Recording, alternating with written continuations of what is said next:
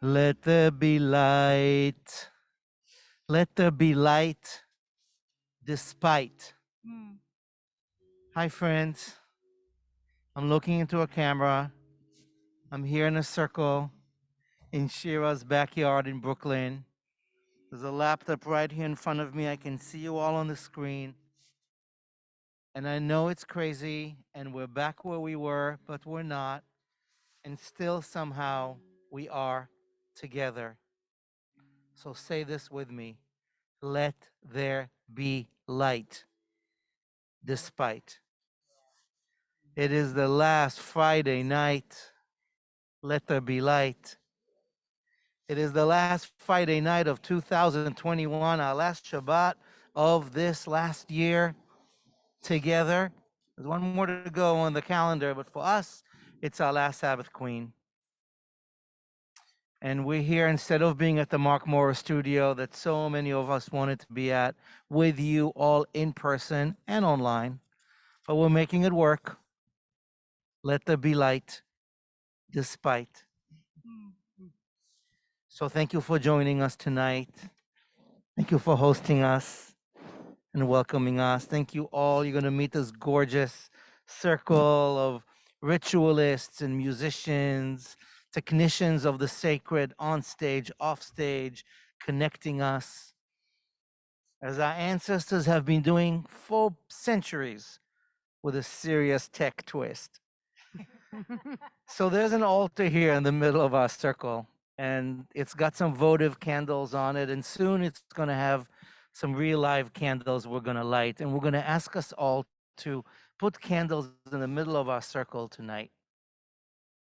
You're meeting us in the backyard. We're meeting you in your living room. There's a possum or something. We don't know what it is. We're in the wild. This is wild.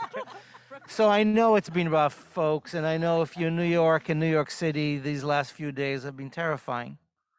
And wherever we are, we have so much to deal with, and yet right now, put down what you don't need to put attention on right now, if you can. Close a window, a door. Ground with us under the full moon as Shabbat begins. And yes, we're wearing masks. And yes, we're safe. And yes, we're here together. We're going to light candles in the middle of our circle. And you may have noticed that candles these days have a lot of fancy names, especially the scented ones. Eternal Serenity and others.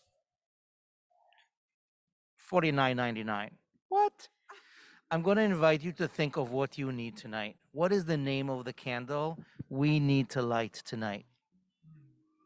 And I want to invite us to think of the name of the candle you want to invite into the night tonight. Let there be light, despite. Let us light. And I'm going to invite you to put in the chat the name of the candle you are lighting tonight. Imagine them all filling our space here. Take a few minutes now. Just feel it. What do you need tonight? Whatever you need, that's the name of the candle. Don't get fancy, or do. And I'm going to ask our beautiful circle here tonight to share with us what is it that you are putting in the circle. Just a word or two. Naomi, I'm going to start with you. What is the name of your candle? Open hands. Open hand. Ooh, of course you can imagine the scent. So open hands are in the middle of the circle tonight. And Ben, what's yours? Trust, trust, trust. Trust. Trust times 3. Yeah. Imagine that scent. And Rabbi Noam, Resilience. the candle of resilience. Shira, I'm going to go with adventure. Adventure under the full moon. yes, adventure under the full moon. That's a good name for a candle. Leo, Patience and hope. the patience and hope candle there, and I see them coming in. Yours as well. Mary, Mm. say it. Forward with love candle, brother D. The candle of warmth. Thank you for being practical. I'm going to put in the candle of journey. The candle of journey. Let there be light despite.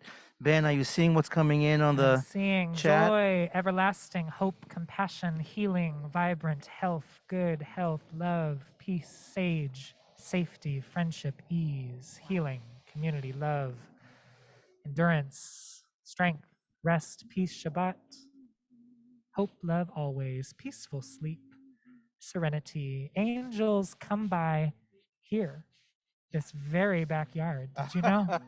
Did you know? Love for the healthy masculine. Let there be light despite. The candle of gratitude is on bright. Ah, let there be light tonight. Remember that? The very beginning of the story? That's how we believe the world began. With let there be light. Well, our ancestors, it is told, were created on the first day of the new year, which is in the fall. Today we call it Rosh Hashanah, the new year. Many of us were together for Rosh Hashanah, in person and online, celebrating the birth of humanity, the sixth day of creation. Adam, not a dude, Adam, the earthlings, those of the earth, were created on the sixth day, and according to some tradition, within 48 hours, woke up to their humanity and to their fragility. They ate, they dressed, they left, and ended up on earth and not in Eden. And there they had to work to eat and plant seeds and watch them sprout.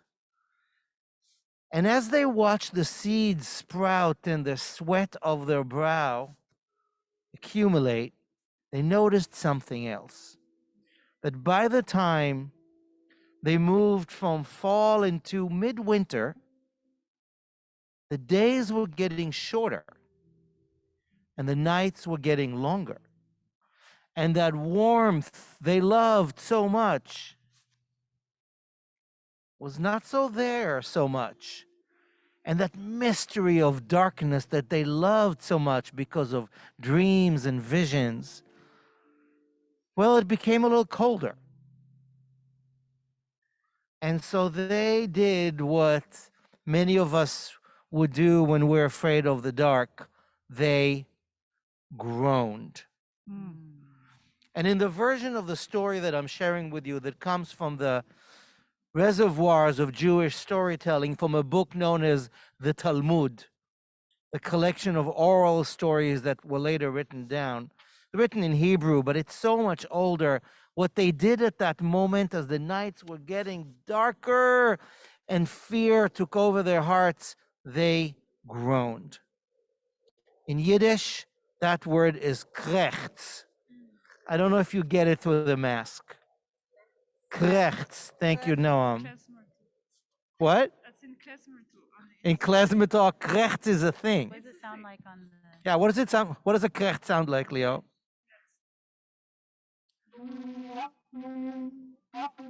That's a krechty sound, yes. Oh, that's got centuries of Eastern European angst.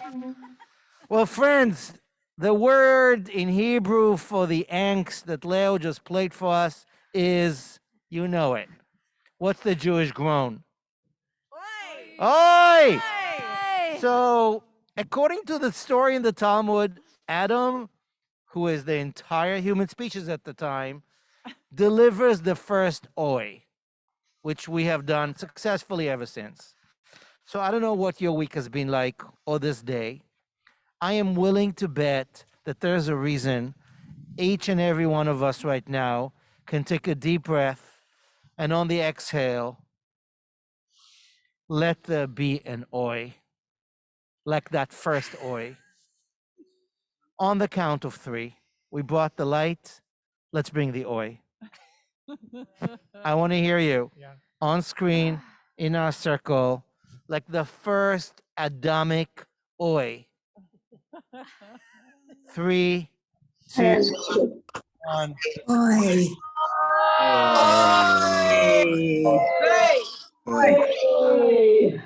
Oi. So seriously, this is a legend. It's in the Talmud, in the tractate called Avodah Zarah. It's about idolatry, and it's inspecting the holiday season of winter. The rabbis 2,000 years ago are saying, what's with all those winter holidays? And where do they come from? And this is where the story goes. That first Oi. Now, Naomi will remember, as will Shira and Sarah and others. Oi to the world! That was one of our best shows. Was like our winter holiday burlesque. We're not going to go there tonight, but we're just. But we're going to go to that Oi. And tonight we're going to go deeper into this Talmudic legend about the longest night of the year, which, as Shira said, is upon us. But I want to just pause for a moment and ask what the story is about. Notice that our storytelling ancestors who told and wrote the story around campfires paused to make sure that we realize that at that moment when the Adams family, notice that it's getting darker, they say, oi! But you know what's happening next? They say, must be our fault. What have we done wrong? It's getting darker because of us. Chaos is taking over order. The nights are superseding light. Oh no, it's us. What have we done that the fruit, the snake, the arrogance? What do? I'm going to pause us here. We will get to what happens next a little bit later this evening. But I just want us to listen to what this ancient myth is telling us. Perhaps that at that moment, when humanity realized that it gets dark and it gets cold, they didn't quite know that that's how it was. They put themselves at the center and said, it's all about me. Dude, it's not about you. Thank you, humanity. Thank you, Homo sapiens. It's not about us. There's a bigger ecosystem. Step back. Have humility. It isn't about you. The earth is not orbiting around you, humanity. So there's something here for us to learn about humility in the face of all this and all that. But there's also something else here. Notice that they're noticing. They're not just moving from fall into winter. They're noticing the gradations of the day getting shorter and the night growing longer. And yes, they're oing and they're noticing. Let's notice when it gets colder and darker and longer and harder. And let's take the time to appreciate the dimming and the growing and the softening so that we can really be present to every single bit of being as our ancestors taught us in this tale. What do they do next? We'll find out in a bit. But for now, they sit in the darkness and oi.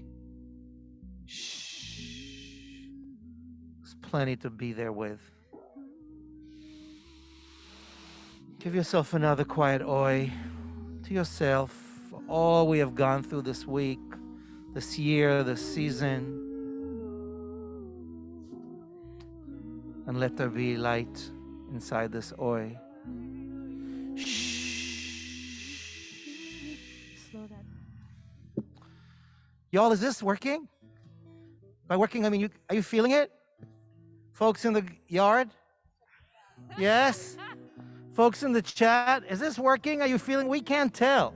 We got these damn masks on, and I don't know. Y'all feeling it? You betcha.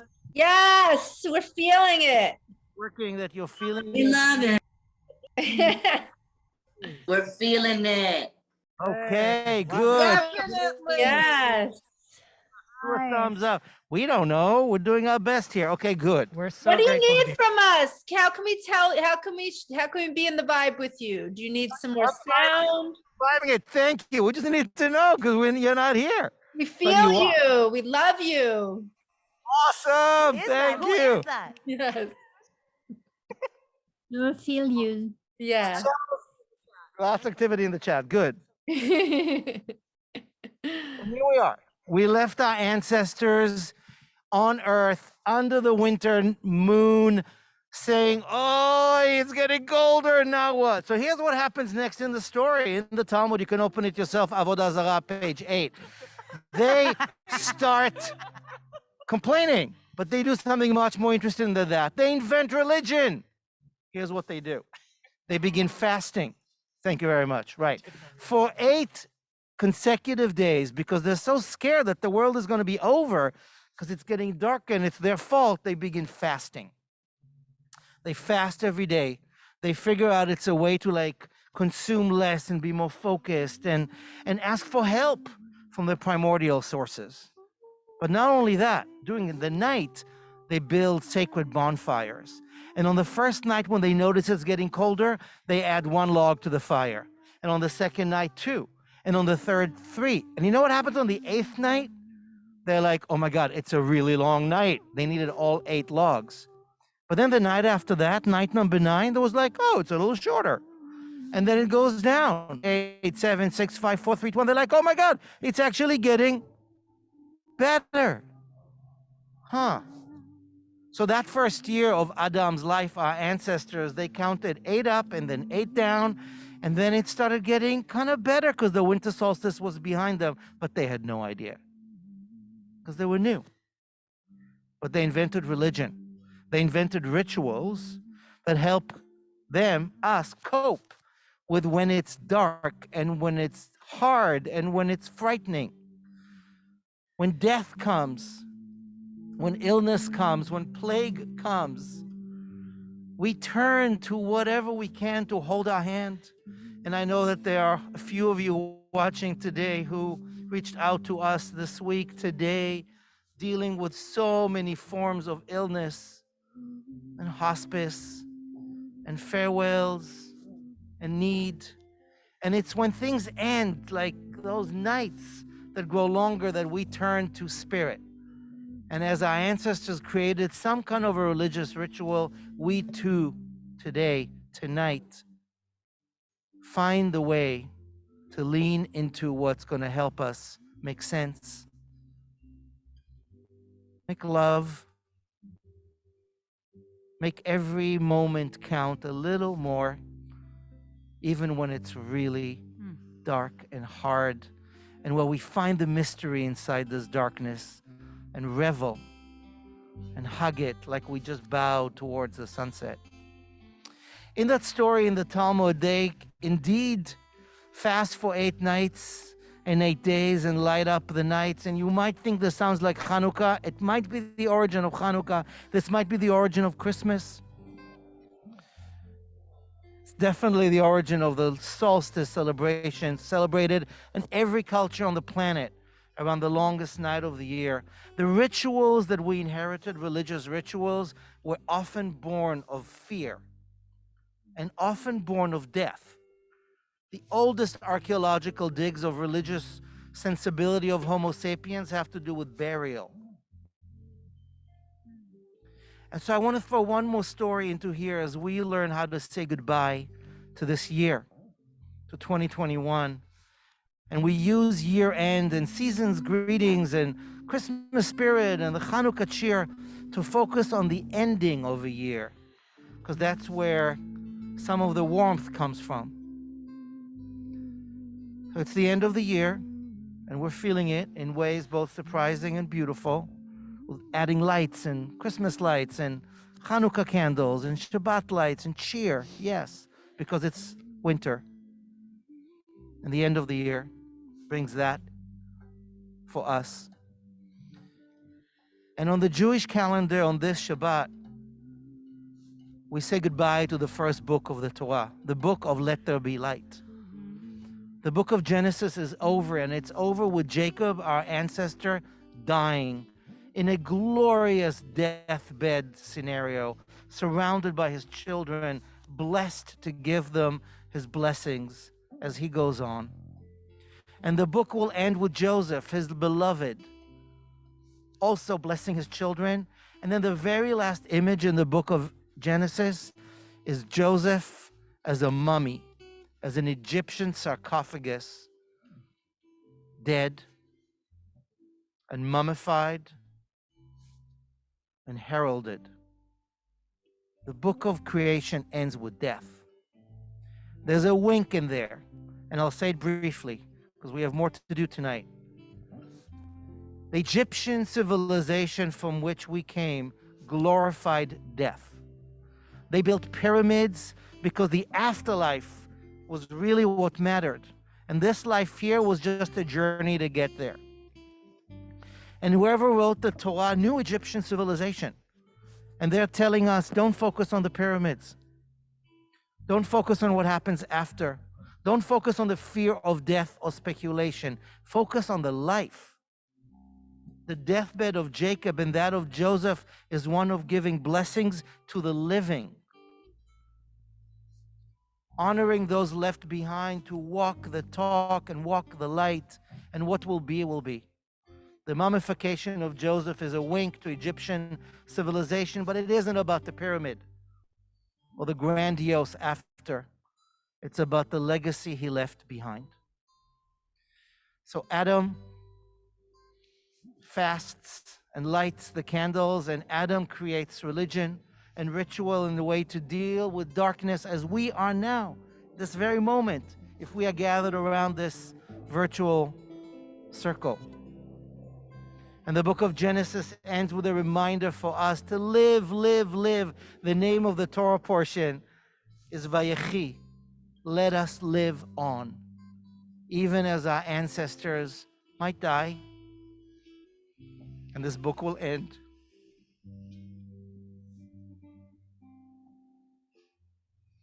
And this year, with all its gifts and all its hardships, also ends. But we are here to live. And we are here to rise.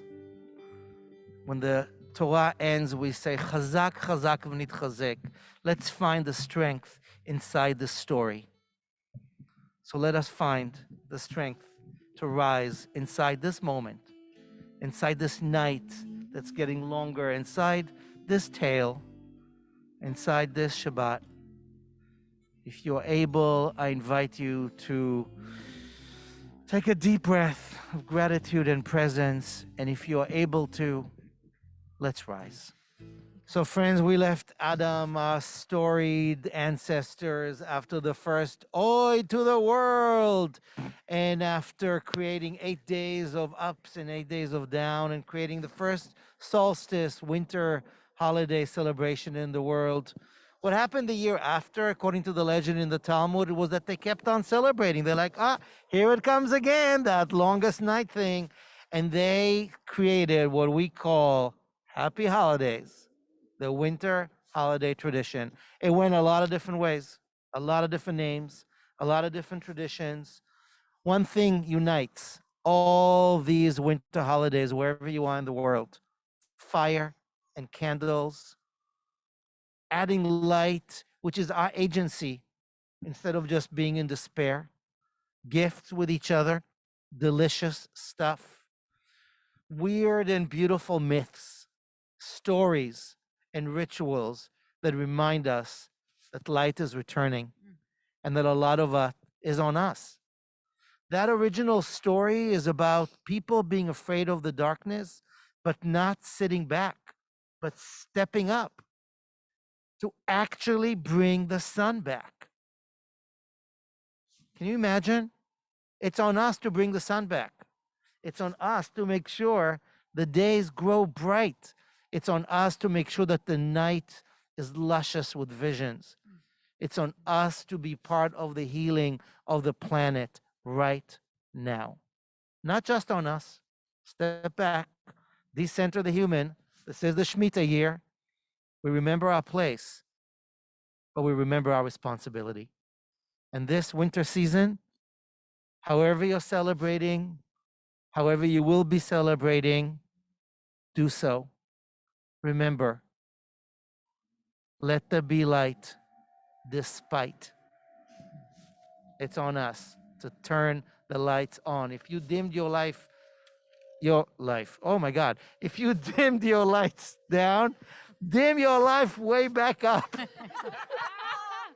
Let there be light tonight, my friends. We're about to wrap up with another gorgeous celebration of one of our own who had such a huge milestone this week that I can't wait to celebrate with you. But I just want to say one more personal thing. I love stories. I love the story I just shared with you. It's ancient. We've told it so many times.